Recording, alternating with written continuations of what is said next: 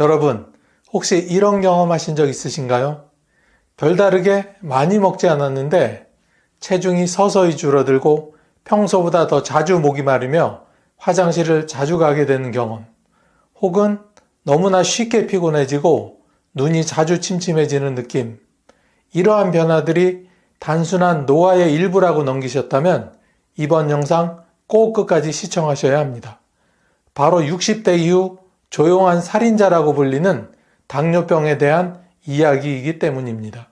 당뇨병은 단순히 혈당이 높은 병이 아닙니다. 포도당이라는 에너지원이 우리 몸 구석구석 전달되지 못하고 혈관 속에 남아 끈적이는 혈액을 만들면서 심장, 신장, 눈, 신경까지 손상시킬 수 있는 전신질환입니다. 더구나 60대 이후 노년층에게는 그 피해가 더욱 치명적으로 작용합니다. 특히 무서운 점은 초기에는 거의 아무런 자각 증상이 없다는 사실입니다. 당뇨가 본격적으로 합병증을 유발하기 시작할 때가 되어서야 환자들은 병원을 찾고는 왜 진작 몰랐을까라는 후회를 하게 되는 것이죠. 그렇다면 당뇨는 왜 60대 이후에 더 무섭게 다가오는 걸까요? 가장 큰 이유는 우리 몸의 대사 기능이 급격히 떨어지기 때문입니다. 나이가 들수록 췌장의 인슐린 분비 기능은 약해지고 인슐린에 대한 세포의 반응성 역시 떨어지면서 혈당을 낮추는 시스템이 망가지는 현상이 시작됩니다. 게다가 고혈압, 고지혈증, 비만 등 생활 습관병과 중첩되기 쉬운 60대 이후에는 당뇨병과 복합적으로 작용하는 합병증의 위험이 기하급수적으로 증가합니다. 한 연구에 따르면 60대 이상에서의 당뇨병 유병률은 전체 인구 대비 2배 이상 높고 당뇨로 인한 심혈관 사망률은 2배에서 3배 가까이 높아진다고 합니다. 또한 노화로 인한 감각 저하도 문제입니다. 젊었을 때보다 갈증이나 피로, 시력 저하 등의 증상을 제대로 인지하지 못하기 때문에 고혈당 상태가 장기화되더라도 대수롭지 않게 넘기는 경우가 많습니다. 예컨대 요즘 자주 피곤하네, 왜 이렇게 갈증이 심하지? 같은 말을 하며 무심코 지나치는 증상들이 실제로는 당뇨병의 신호일 수 있는 것입니다. 식생활의 변화도 큰 몫을 차지합니다. 60대 이후에는 치아 건강 문제, 소화기능 저하로 인해 식사량이 줄거나 탄수화물 위주의 식사에 의존하게 되는 경우가 많습니다. 반면 영양소 섭취는 부족해지고 이는 결국 혈당 조절 능력을 떨어뜨리는 악순환으로 이어집니다. 또한 복용 중인 약물이 많아지는 시기이기도 해서 음식과 약물의 상호작용이 혈당을 더 불안정하게 만들기도 합니다.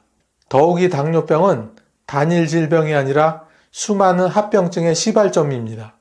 대표적으로는 당뇨 망막병증, 당뇨 신병증, 말초 신경병증 등이 있으며 이로 인해 일상생활의 자율성까지 위협받을 수 있습니다.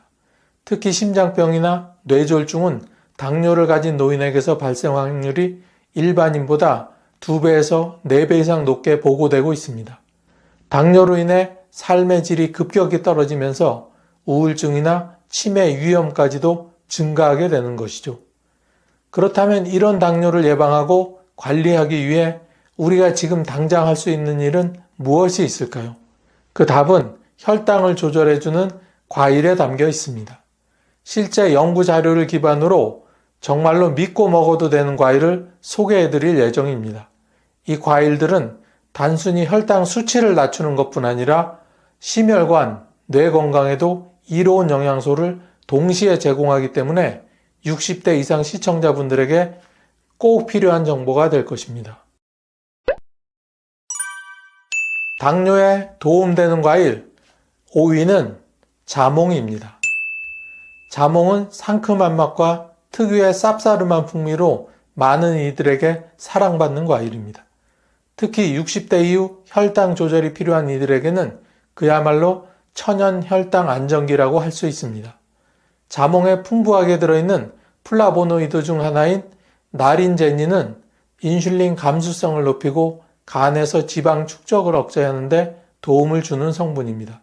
실제로 한 연구에서는 자몽 주스를 섭취한 그룹에서 인슐린 수치와 체중이 동시에 감소하는 효과를 보였다고 밝힌 적이 있습니다.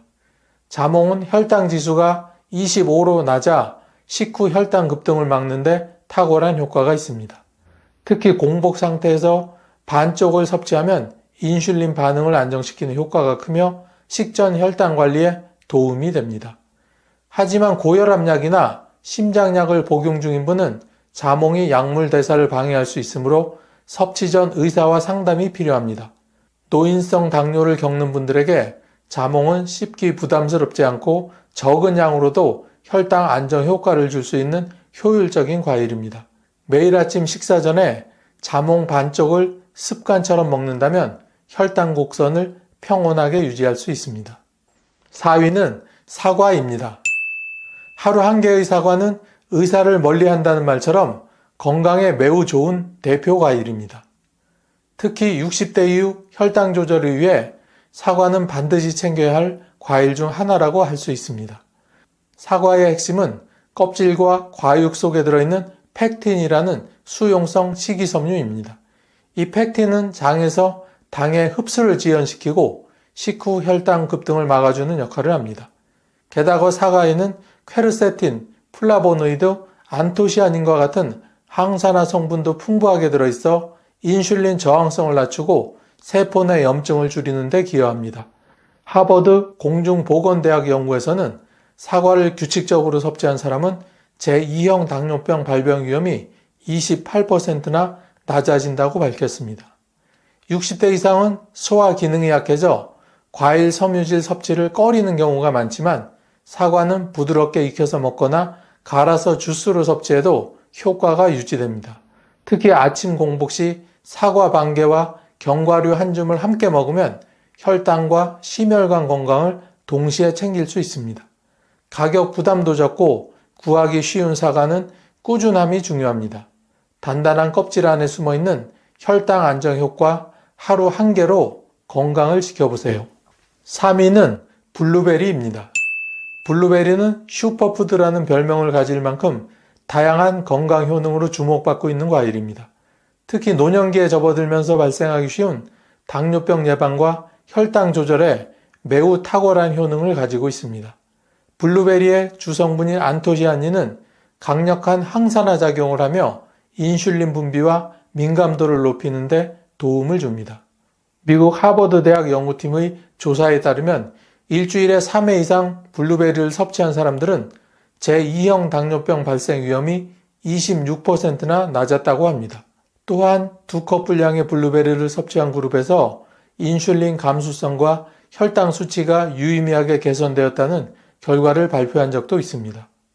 노년기에는 소화력이 떨어져 생과일 섭취가 어려운 경우가 있지만 블루베리는 냉동 보관이 가능해 1년 내내 간편하게 활용할 수 있다는 점에서 활용도가 매우 높습니다. 요거트, 오트밀, 스무디에 소량씩 섞어 먹는 방식으로도 충분히 효과를 볼 수 있습니다. 특히 치매 예방, 눈 건강 개선 효과도 있어 당뇨뿐 아니라 다양한 노인성 질환 예방에 블루베리는 매우 훌륭한 과일입니다. 2위는 망고입니다. 망고는 달콤한 맛 때문에 당뇨에 좋지 않다는 오해가 많지만 과학적으로는 오히려 혈당 조절에 도움이 되는 과일로 밝혀지고 있습니다. 망고에는 혈당 흡수를 지연시키는 섬유질이 풍부할 뿐 아니라 강력한 항산화 성분인 망기페린이 들어있어 인슐린 감수성을 높이고 염증 반응을 억제하는 데 도움이 됩니다. 미국 일리노이 공대에서 진행된 연구에서는 4주 동안 망고를 매일 2컵씩 섭취한 사람들에게서 인슐린 저항성이 완화되고 공복 인슐린 수치가 감소하는 긍정적인 결과가 나타난 적이 있습니다. 특히 폐경 이후 여성이나 내장 지방이 많은 고위험군에게 효과가 두드러졌습니다. 망고는 당도가 높긴 하지만 혈당 지수가 51에서 56 수준으로 중간 정도이며 적정량만 잘 지키면 혈당을 안정시키는데 문제가 없습니다. 무엇보다 식사 후 후식으로 소량 섭취하거나 요거트, 견과류와 함께 먹으면 혈당 반응을 더욱 완만하게 유지할 수 있습니다. 노년기의 삶에 달콤한 즐거움을 더하면서도 건강을 지킬 수 있는 과일, 바로 망고입니다. 마지막 대망의 1위는 블랙베리입니다.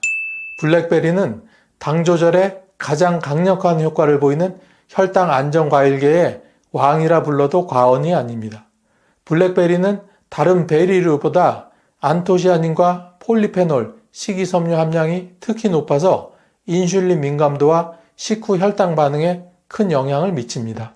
한 연구에 따르면 사과와 블랙베리를 함께 스무디 형태로 섭취한 그룹이 단독 과일 섭취 그룹보다 식후 혈당 상승폭과 최대 혈당치가 모두 낮게 유지되었다는 분석 결과가 발표되기도 하였습니다.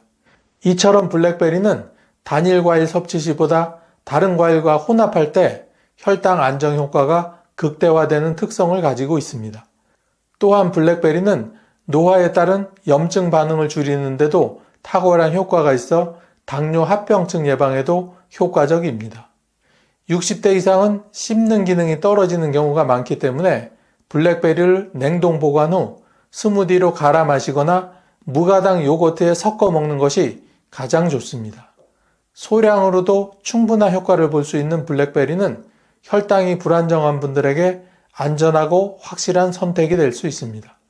맛과 건강을 동시에 챙기는 블랙베리, 혈당 고민이 있다면 지금 바로 실천해 보세요. 아니, 요즘 왜 이렇게 기운이 없지? 예전엔 하루 종일 일을 해도 하루가 거뜬했었는데 혹시 내 몸에 이상이 있나? 이런 생각 다들 하신 적 있으시죠? 나이가 들면 당연히 체력이 떨어진다고들 하지만 그냥 나이 탓으로 넘기기엔 걱정이 되는 게 사실입니다. 하지만 이런 걱정을 한 번에 싹 날려줄 열매가 우리 곁에 있다는 사실 혹시 알고 계셨나요? 그 주인공은 바로 복분자입니다. 오늘 이 영상 끝까지 보시면 지금까지 잘 몰랐던 복분자의 숨겨진 효능과 같이 먹으면 그 효능을 200% 올려주는 음식, 그리고 절대로 같이 먹으면 안 되는 음식에 대해 자세히 아실 수 있습니다. 복분자의 대표적인 효능 첫 번째는 노화 예방과 피로 회복입니다. 복분자는 단순한 열매가 아니라 우리 몸을 안에서부터 튼튼하게 만들어주는 항산화 영양소가 듬뿍 들어있는 작은 영양 캡슐입니다. 항산화 성분이라는 건 쉽게 말해서 몸속에 쌓인 찌꺼기, 활성산소라고 부르는 나쁜 물질을 없애주는 역할을 하는 건데요. 이게 많아지면 몸이 빨리 늙고 관절도 아프고 눈도 침침해지게 됩니다. 복분자 속에는 안토시아닌이라는 자주빛 성분이 풍부하게 들어있어서 피부 노화, 눈의 피로, 기억력 저하 같은 노년층의 고민을 크게 덜어줍니다. 대한화장품학회지에서도 복분자가 주름을 줄이고 피부를 맑게 한다는 실험 결과가 실린 적이 있었습니다. 충남 공주에 사시는 65세 권순옥 여사님은 거울을 볼 때마다 늘어진 피부와 기미 때문에 늘 우울하셨는데요. 복분자즙을 하루 한 컵씩 2달간 드시고 나서는 피부색이 맑아지고 주름이 한결 옅어졌다며 매우 좋아하신 적이 있습니다. 두 번째는 남녀 생식기 건강과 기력 회복입니다. 요즘 남자 어르신들 사이에서 제일 많이 듣는 말이 아마도 옛날 같지 않다 이런 말일 겁니다. 기운은 없고 소변은 자꾸만 마렵고 부부 생활도 예전 같지 않다고 하시는데 이게 다 기력 저하와 전립선, 생식기 기능 약화 때문입니다. 복분자는 오래전부터 정력에 좋다고 알려져 있었습니다. 조선시대 의학서 동의보감에도 기록되어 있을 만큼 남자의 정력 강화뿐 아니라 여자의 갱년기 증상 완화에도 큰 도움이 됩니다. 전북대학교와 원광대학교에서 합동으로 연구한 결과에 따르면 복분자 추출물을 먹인 지는 여성 호르몬인 에스트로겐이 5배 이상 증가했다고 합니다. 이 말인즉슨 여성분들에겐 갱년기 불면증, 안면 홍조, 기분 변화 같은 증상이 좋고 남성들에겐 전립선 보호와 발기부전 개선에 효과적이라는 것입니다. 세 번째는 약해진 방광에 도움이 된다는 것입니다. 노년기에 흔한 고민이 또 하나 있는데요.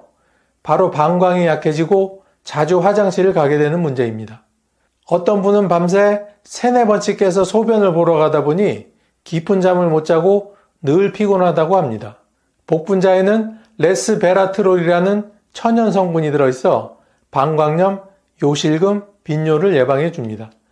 특히 방광의 염증을 가라앉히고 요도 주변 근육을 강화해서 소변을 오래 참을 수 있도록 도움을 줍니다. 강원도 정선에 사시는 68세 정야경 어르신은 밤마다 소변 때문에 자주 깨서 늘 피곤했다고 하는데 복분자를 꾸준히 드신 뒤부터는 한밤중에 깨는 일이 거의 없어지셨답니다. 덕분에 아침도 훨씬 상쾌하고 하루가 활기차다고 하십니다. 4번째는 눈 건강과 탈모 예방입니다. 요즘 들어 눈이 침침하고 머리숱이 나날이 줄어들어 고민이신 어르신들 정말 많으시죠?